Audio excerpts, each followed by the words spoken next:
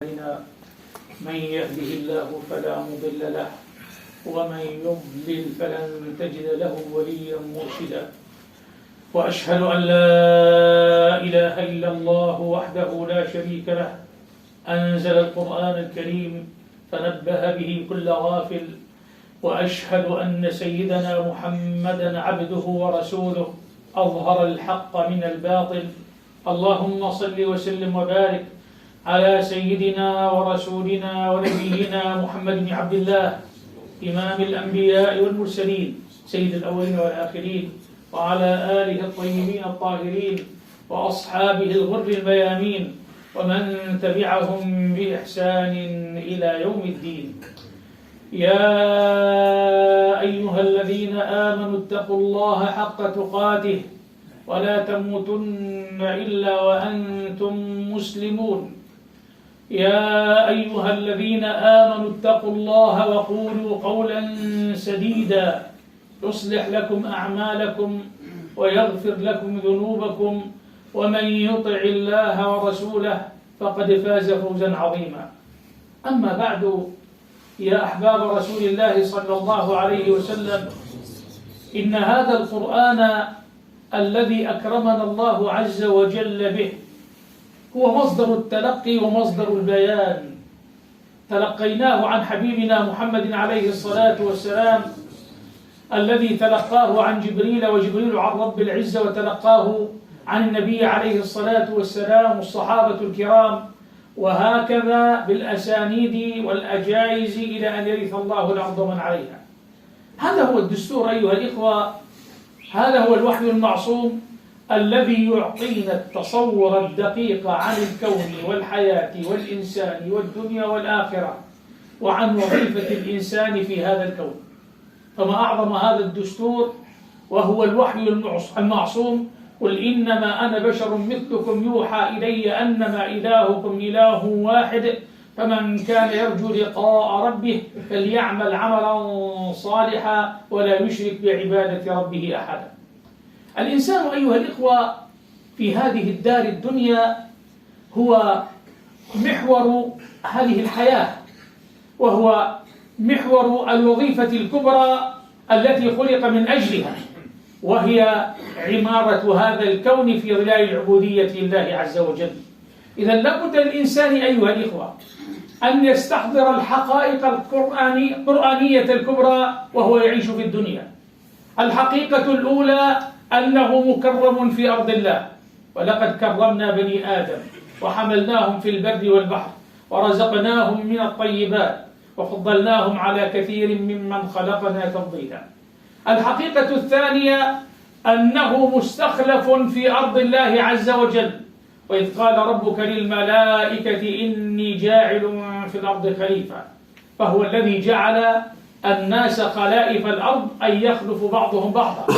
والحقيقة الثالثة أيها الإخوة أن هذا الإنسان المكرم المستخلف في هذه الأرض سخر الله عز وجل له ما في السماوات وما في الأرض، وسخر لكم ما في السماوات وما في الأرض جميعا منه.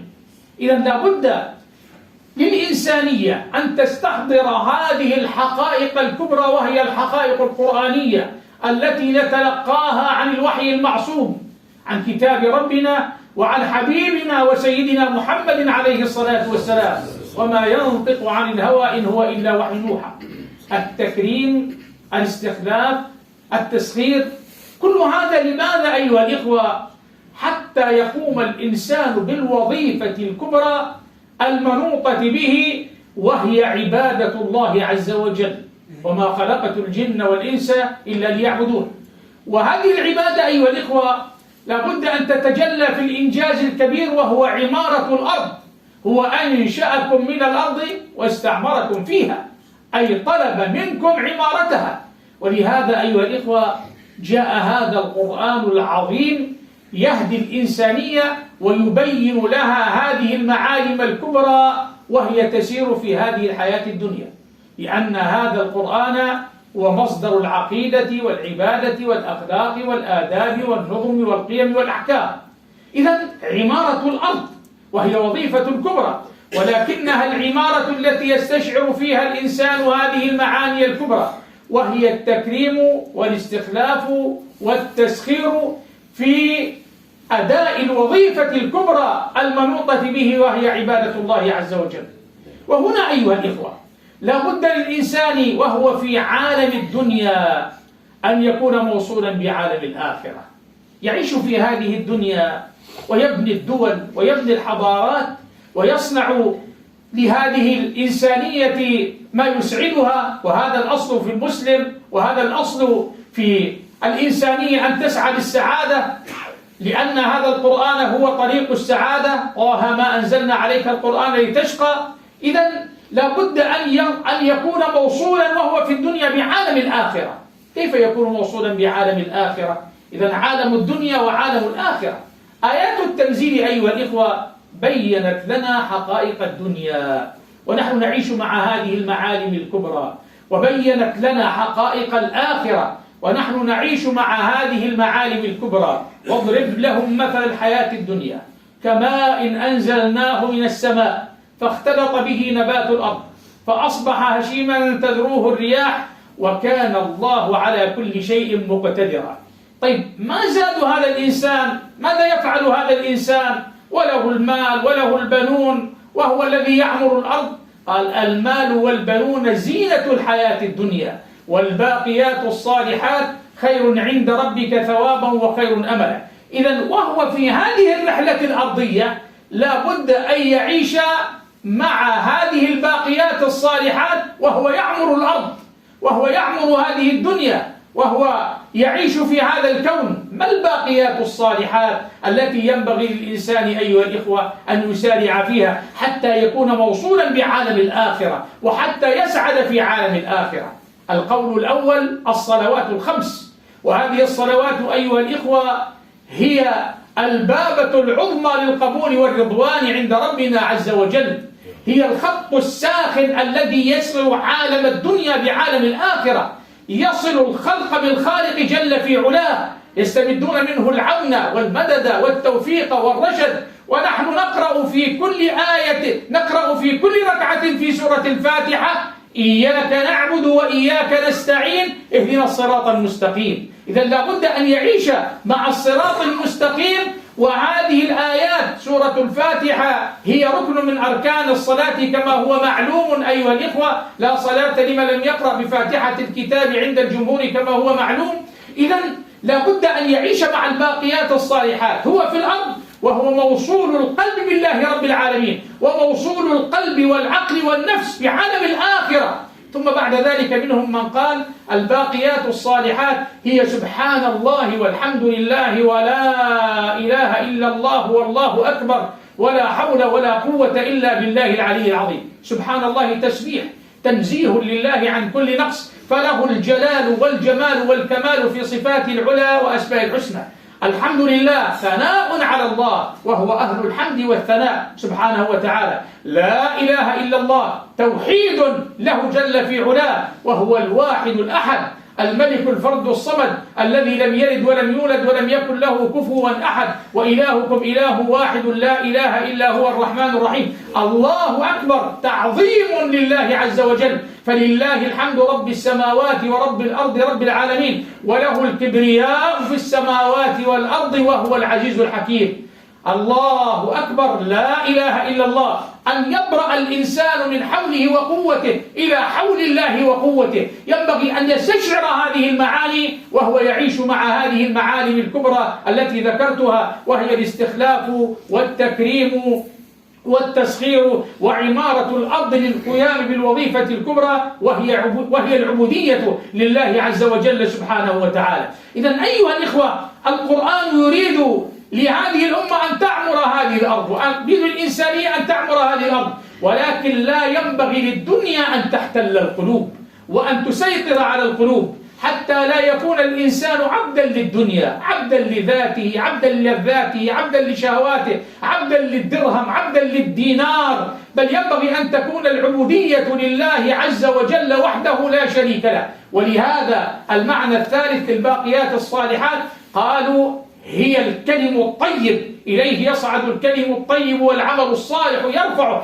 إذن هي الكلمة العيناء المبصرة التي تربط عالم الدنيا بعالم الآخرة، الإعلام الهادف الذي يربط البشرية بالله جل في علاه بصفاته العلى بأسمائه الحسنى حتى لا يطغى الإنسان وحتى لا يفسد في هذه الأرض. كلا إن الإنسان لا يطغى أن رآه استغنى. إذن هو الإعلام الهادف بكل صوره وبكل معانيه وفي كل الميادين، الكلم الطيب الذي يبني النفوس والقلوب والعقول والأرواح ويصل عالم الدنيا بعالم الآخرة. المعلم الرابع قالوا هو الأعمال الصالحة بكل أنواعها في أي ثغر كان الإنسان وفي كل ميدان. ولهذا يا أحباب رسول الله صلى الله عليه وسلم المؤمن يعيش في الدنيا، يبني الدنيا ويعمرها، ولكنه موصول القلب بالآخرة ويجند هذه الدنيا من أجل الآخرة. فالدنيا في الجيوب وليست في القلوب، ويضحى بها في سبيل الله علام الغيوب جل في علاه. وهذا هو المنهج القرآني، وهذا هو المنهج النبوي الذي ربى عليه النبي عليه الصلاة والسلام أصحابه وربى عليه أمته. الأصحاب عاشوا في هذه الدنيا وهم خير القرون أيها الإخوة، عاشوا مع هذه المعالم الكبرى، علموا هذه الحقائق العظمى وهي التكريم والاستخلاف والتسخير وعمارة الأرض من أجل تحقيق العبودية في هذه الأرض لإسعاد الإنسان والإنسانية، ولكن قلوبهم معلقة بالآخرة، دماؤهم أموالهم كل ما يملكون في سبيل الله عز وجل. ولذلك ساحوا في جنبات هذه الأرض يعمرونها لإسعاد الإنسان ولإسعاد الإنسانية، وقلوبهم تعيش في عالم الجنان، تطوف في تلك الدار الآخرة، وإن الدار الآخرة لهي الحيوان لو كانوا يعلمون. تعيش مع أنهار الجنة، مثل الجنة التي وعد المتقون فيها أنهار من ماء غير آسن، وأنهار من لبن لم يتغير طعمه، وأنهار من خمر لذة للشاربين، وأنهار من عسل مصفى، ولهم فيها من كل الثمرات ومغفرة من ربهم كمن هو خالد في النار وسقوا ماء حميما فقطع أمعاءهم. يعيشون في هذه الدار وهم تعيش أرواحهم مع الجنان ومع البشرى الإلهية ومع التبشير الرباني. وبشر الذين آمنوا وعملوا الصالحات أن لهم جنات تجري من تحتها الأنهار كلما رزقوا منها من ثمرة رزقا قالوا هذا الذي رزقنا من قبل وأتوا به متشابها ولهم فيها أزواج مطهرة وهم فيها خالدون. عاشوا في الدنيا ولكن قلوبهم أيها الإخوة تعيش في الجنان، تسرح في أرياض الجنة. عاشوا بهذه الروح فأسعدوا الدنيا وأسعدوا الإنسانية في الدنيا، وكانوا بوابة لإقامة الحق والعدل والخير في هذه الأرض. هكذا أيها الإخوة يريد منا القرآن أن نعيش في الدنيا ولكن قلوبنا موصولة بعالم الآخرة. هذا هو المنهج القرآني الذي يربط هذه الأمة بالقرآن الذي هو سر عزتها، وبه كانت هذه الأمة خير الأمم وأكرم الأمم وأعظم الأمم، وبنت أعظم حضارة في الوجود أسعدت الإنسان والإنسانية. وهكذا عاش المسلم أيها الإخوة بوابة سعادة وبوابة خير، يعيش ببدنه في الدنيا ويسعد في الدنيا، ولكنه موصول القلب بالرحمن، موصول القلب بالجنان، موصول القلب بعالم الآخرة. هذا هو المنهج الرباني في تربية الأنفس أيها الإخوة. هذه الدار أيها الإخوة يكثر فيها اليوم التطاحن والتشاحن، دول كبرى، معسكرات عظمى تتمجد بالحقوق الإنسانية وبكرامة الإنسان، وهي شر على الإنسان والإنسانية، تستعبد البشرية وتسومها سوء العذاب وتنكل بها وتدعي بعد ذلك أنها تحمل لواء الديمقراطية في العالم، تسلط على هذه الأمة حكاما أوباشا سفلة مجرمين قتلة يسومونها سوء العذاب وتؤيدهم وتدعمهم وتهيئ لهم كل وسائل التدمير والتدبير والتخسير حتى يسوموا البشرية سوء العذاب. أما أمة الإسلام فهي أمة إسعاد الإنسان والإنسانية، أمة القيم العظمى التي ترقى بهذه الإنسانية حتى تعيش في الدنيا في سعادة، وحتى تعيش في عالم الآخرة في سعادة. يعيش أبناؤها مع التوحيد ومع العدل ومع العلم ومع الخير ومع إكرام الإنسانية، وقلوبهم موصولة بالله وأرواحهم تسرح في عالم الآخرة. ما أعظم هذه الأمة وما أعظم هذه التربية القرآنية التي أكرمنا الله عز وجل بها. هذا نداء القرآن لهذه الأمة،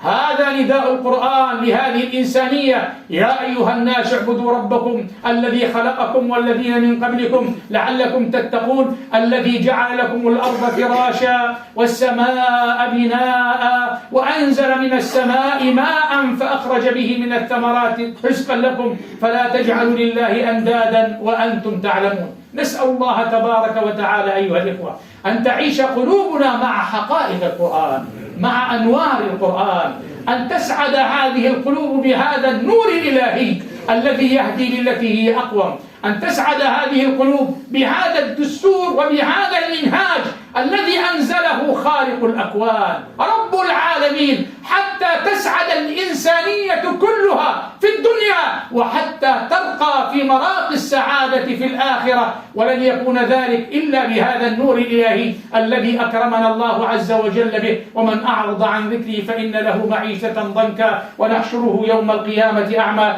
قال رب لم حشرتني أعمى وقد كنت بصيرا قال كذلك أتتك آياتنا فنسيتها وكذلك اليوم تنسى. أقول قولي هذا وأستغفر الله لي ولكم ولجميع المسلمين. من عمل صالحا فلنفسه ومن أساء فعليها وما ربك بظلام للعبيد.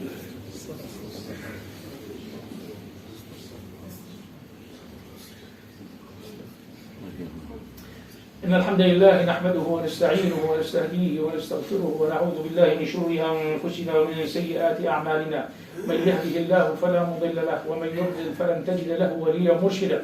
وأشهد أن لا إله إلا الله وحده لا شريك له وأشهد أن محمدا عبده ورسوله. اللهم صل وسلم وبارك على عبدك ورسولك محمد بن عبد الله إمام النبيين والمرسلين سيد الأولين والآخرين وعلى آله وأصحابه أجمعين. يا أيها الذين آمنوا اتقوا الله ولتنظر نفس ما قدمت لغد واتقوا الله إن الله خبير بما تعملون. ولا تكونوا كالذين نسوا الله فأنساهم أنفسهم أولئك هم الفاسقون. لا يستوي أصحاب النار وأصحاب الجنة، أصحاب الجنة هم الفائزون. اللهم يا ذا الجلال والإكرام يا أرحم الراحمين يا مجيب دعوات السائلين، نسألك في هذا اليوم المبارك في هذه الساعة المباركة، نسألك يا ربنا وأنت أكرم الأكرمين وأنت أرحم الراحمين وأنت مجيب الدعوات. اللهم اكشف كرباتنا وآمن روعاتنا واستر عوراتنا واغفر حوباتنا وكفر سيئاتنا وامحو خطيئاتنا وبدل سيئاتنا حسنات، وارزقنا الإخلاص الكامل وجهك الكريم في الأقوال والأعمال والنيات، وأنعم علينا بصلاح الأهل والأزواج والذريات، واجعلنا بمسارعين في الخيرات المتنافسين في الطاعات، واملأ قلوبنا بأنوار القرآن وهدايات القرآن يا ذا الجود والإحسان يا رب العالمين. اللهم يا الله يا الله اشف مرضانا وعاف جرحانا وفرج عن أسرانا وأطعم جائعنا وأمن خائفنا واكس عارينا وآوي شريدنا وأسكن شهداءنا وأمواتنا فسيح الجنان يا رب العالمين. اللهم عليك بالمجرم القاتل بشار وعليك بأعدائك كلهم أجمعين يا ذا القوة المتين، أعداء الإنسان والإنسانية الذين يصدون عن سبيلك يبغونها عوجا، الذين قتلوا الإنسان والإنسانية وزرعوا في الأرض الفساد وأنت لهم بالمرصاد.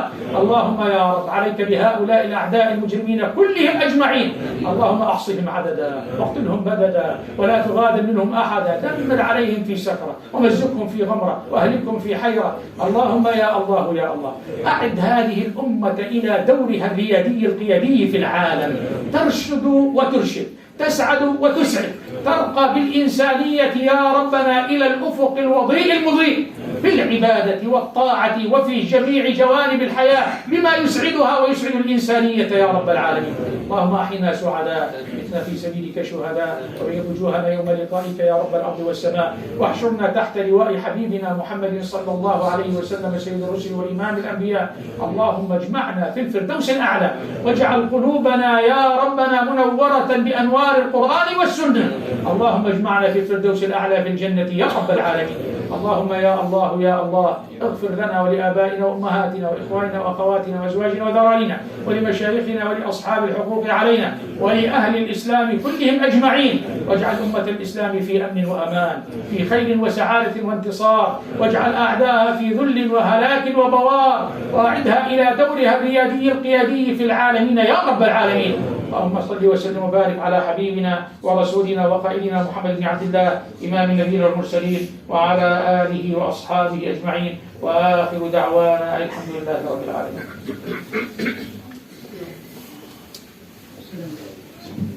الله أكبر الله أكبر الله أكبر الله أكبر.